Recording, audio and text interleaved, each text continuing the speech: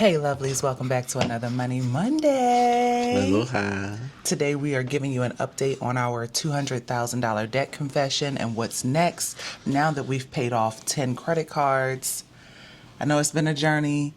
Thank you, Micah, for all your help. And we're just going to get a little bit of insight from Micah on how we were able to come up with some of the money decisions that we made. So you ready to tell your tea?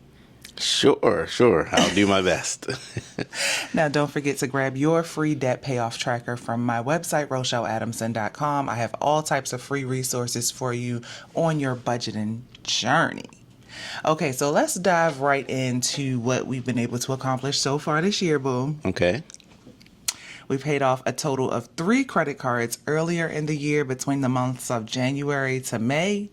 And in the month of June, we were able to pay off an additional 7 credit cards. Now, of course, we made a large decision, which we will go into detail more about later on in a few months once the dust settles.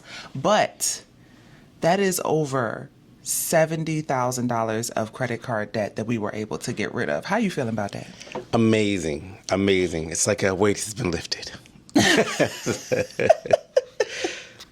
Now, let's talk about how we came up with the decision of which cards to pay. Because if you've been following our money journey and my budget with me content, we have a total of 15 credit cards, 10 of which are now paid off. And, you know, we use the regular debt, I don't want to say avalanche, but I forget the snowball method. Thank you, boo. I'm still waking up, y'all. It's actually, we're recording on a Monday. So I love this. I took off work. Yes, energy, mental health. But we were able to use the debt snowball method to pay down our debt in the first 3 months of the year. And then how did you come up with which cards we were going to pay off in the month of June? Do you remember that? So we did the highest interest rate cards.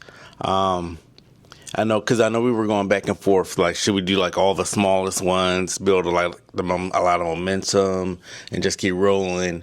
But mathematically, just on the highest interest ones, even if like some of them we couldn't pay off. Like I think it was one we were like paid off like half of it. We couldn't do the whole thing. Right. But just the highest interest, just to not be paying as much money into the cards. It seemed like mathematically the smarter option to make.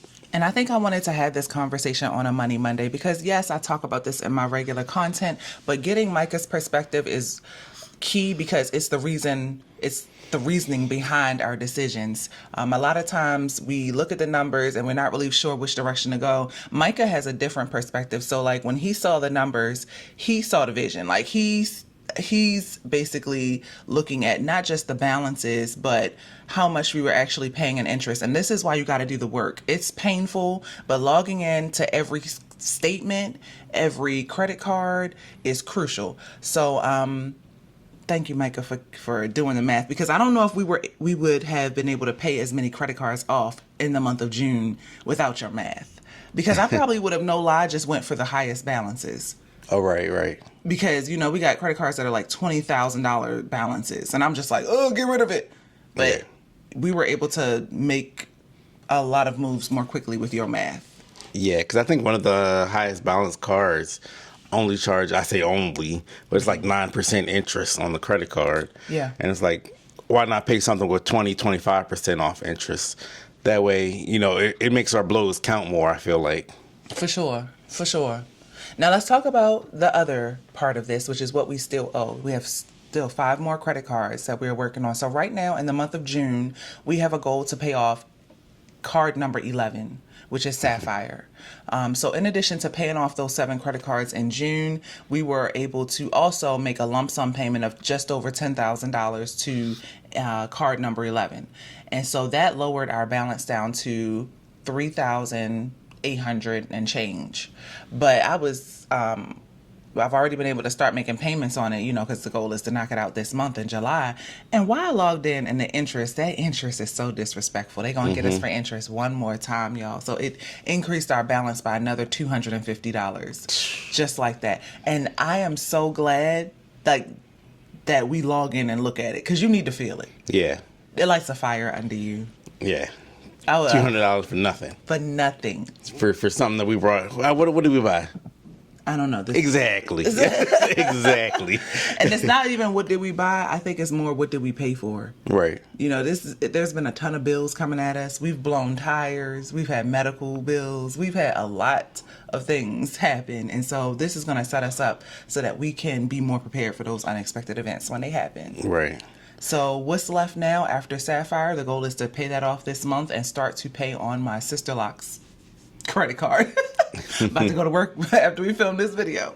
And then after that, we'll be focused on 2 cards for the rest of 2025. Now, they are hefty goals, the Sister Locks card and Amazon Prime.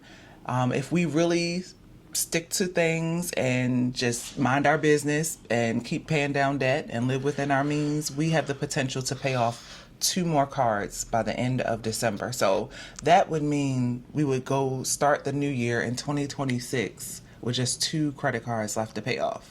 Wow.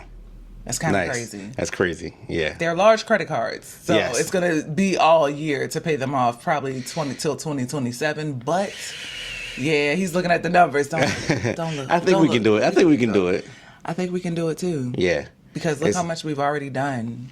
With that snowball, and because we were paying like you said, the one that charges $250, that's an extra $250 that we can roll into something else on top of all the other cards that we're rolling on. We're paying like we freed up over $1,000. Yeah, we freed up almost $2,000. Yeah, we can do that.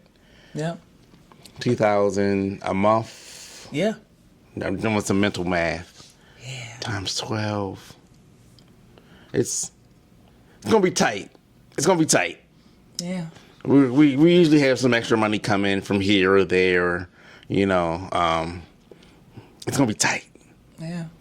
So I know this year we made a huge sacrifice. I don't think as of right now, we don't have any travel planned for the rest of the year. We're both in grind mode. still. We're sitting still.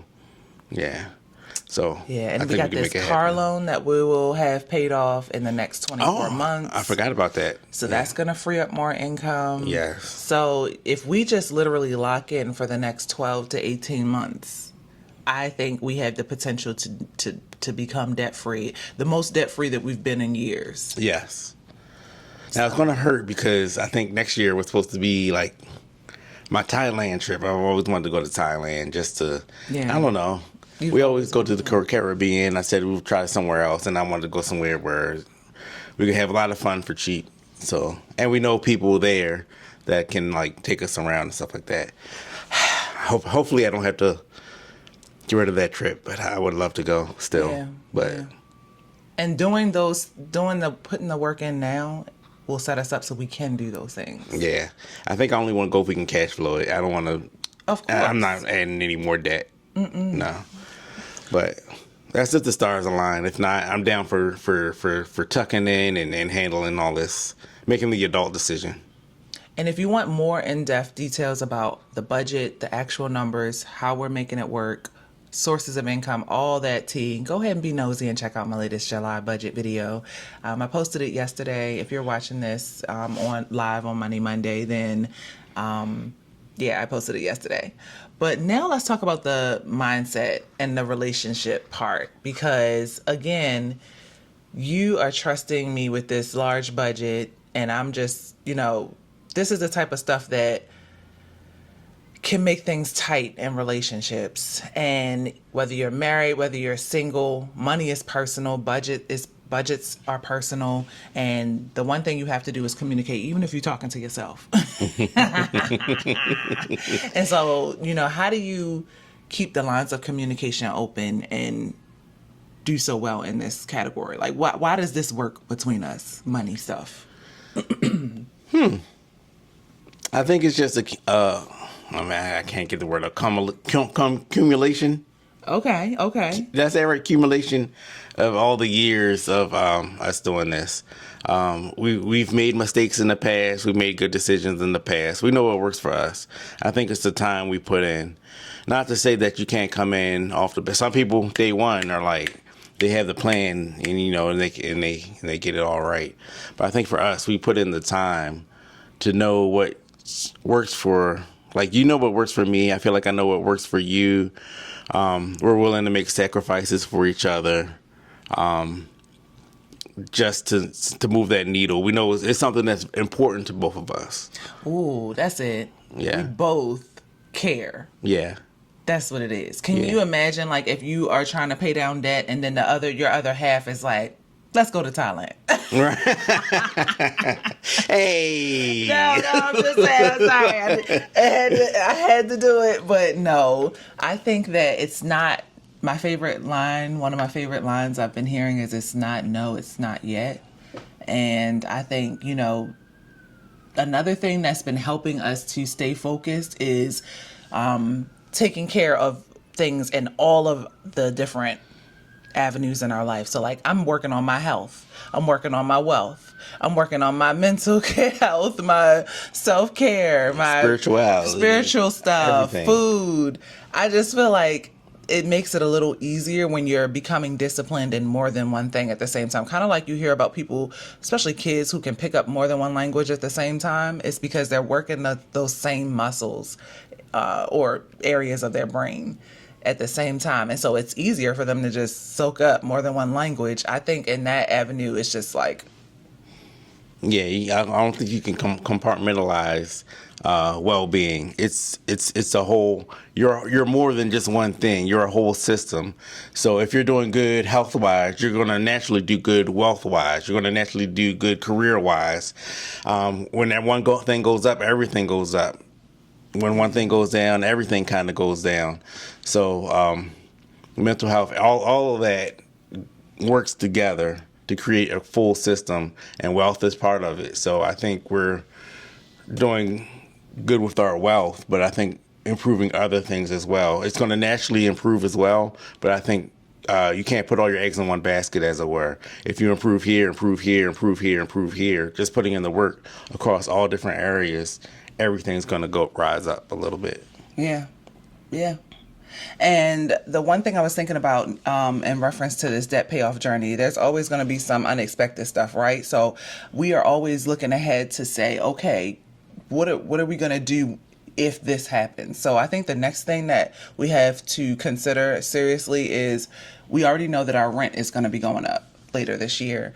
And so, what are we going to do to tweak our budget so that we can accommodate that rent and still not derail our goals and, still do what we need to do? So, like, have you thought of anything that jumps to mind of what we've already started doing?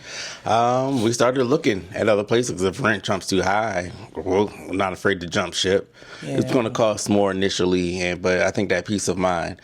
I think for what we pay in this place, I think we do okay. Yeah. But depending on how much we can get more of a different type of lifestyle. I think we could upgrade our lifestyle for the money, depending on what they charge. We can move somewhere nicer. Yeah. So this is another money move, like mindset type of thing, like that you personally have to consider with your scenario. So when people say, oh, I pay this much for my mortgage, or I pay this much for my rent, that is just the number part. The details that you also need to be considering are, how old is the home that you have a mortgage on? How old is the place that you're paying rent? If your rent is going up and you have another home, another property, or another apartment that you can rent for the same price or a little bit more, but it's newer, would it benefit you to move there and, have more bang for your buck? Or should you stay put, not rock the boat, because maybe the rent only goes up $50? That $50 will just stay. You have to make those type of money decisions. I think that's more what budgeting is than just, hey, I got this much in my bank account and these are my bills. I think it's the why of why you're making these decisions. Yeah, and let me clarify. Where we live in Hawaii, as far as I know, there's no rent cap. We've had rent raised on us from $3,000. You say, hey, we need you to pay $3,000 more next year. Next month. Mm-hmm. Yeah, if you want to stay here. And we had to go. There ain't no way. Another place charged us what was Kalaloa? They went up 1,000. Mm-hmm. No. They always I think go up. Yeah, they always go them. up. I think those are the two major high ones. Mm-hmm. So we are keeping our options open now, just in case it's something crazy. If it's something reasonable, we've been here 2 years. Mm-hmm. So everything's more expensive. We understand that, but just don't be unreasonable. If the rent increase is reasonable, I think we're both happy here. Mm-hmm. Yeah. Very. Yeah, I'm settled. I'm happy. We're satisfied. We got amenities. And it's because we make good choices. Like, you don't want, so people always say, oh, this, not always, I need to stop saying people always say, things I have heard. I was, oh, this is my starter home. And people even would say it to us when we first bought our home. And when we used to live in it in Maryland, I'd say starter home. This is our home. Like, I don't know. I never was thinking like, oh, this is just for starters and we'll get to the real house later. Like, I was so happy to be inside of our house that was inside of our budget and have space to grow our family. And, so don't let what other people, think affect you. And what you think you have, So, we still have that property to this day. We have never bought another property. So, it doesn't interest me to buy properties at this time. That might change in the future, but, the economy has changed so much. And I think we need to put more respect on that, where it's not always in your best interest to buy in certain markets. Now, things could change. Things are always changing. When we bought that house, it was the perfect time. It was the perfect time. Like, I remember our apartment rent was going from 3-digit rent to 4-digit rent, and that was diabolical back in the early 2000s, okay? It was like, what? Rent going up to $1,000 a month? I remember that. I have memories of us being like, that's crazy. We got to try and look and see what we can find. And so then we got inside that mortgage, and our mortgage was only $600 a month. And that was what we could afford. It felt comfortable. We didn't have to think about it. And that's why we were able to pay the house off so quickly. So again, the mindset behind the money. Yeah. So I'm different. I like buying property. I like living in the place, owning it, and it being my little place of land. I like having a little yard. I like having a little garden. So for me, it's just like I'm a handy person. I like work. I like tinkering. I like, I don't like this wall. Let me paint this wall. I don't like living on somebody else's terms. Paying their mortgage for them. Right. Yeah. And where we compromise? This is where I love that we work through these, differences of opinion. It's like, okay, we can buy a house. Can it be international, though? Baby, get me out of here. I'm trying to go. So, it's just like, I'm not opposed to buying property. The location is probably where I, care most. And for me, I wouldn't buy a property unless I was, like, I don't want to have debt here on a property. I would like to pay a house off cash, Which is the international way. You don't really, you can buy, have mortgages, but the thing that I hear about most is people just buy their land, buy their, house, or pay for it to be built, whatever. And that's it.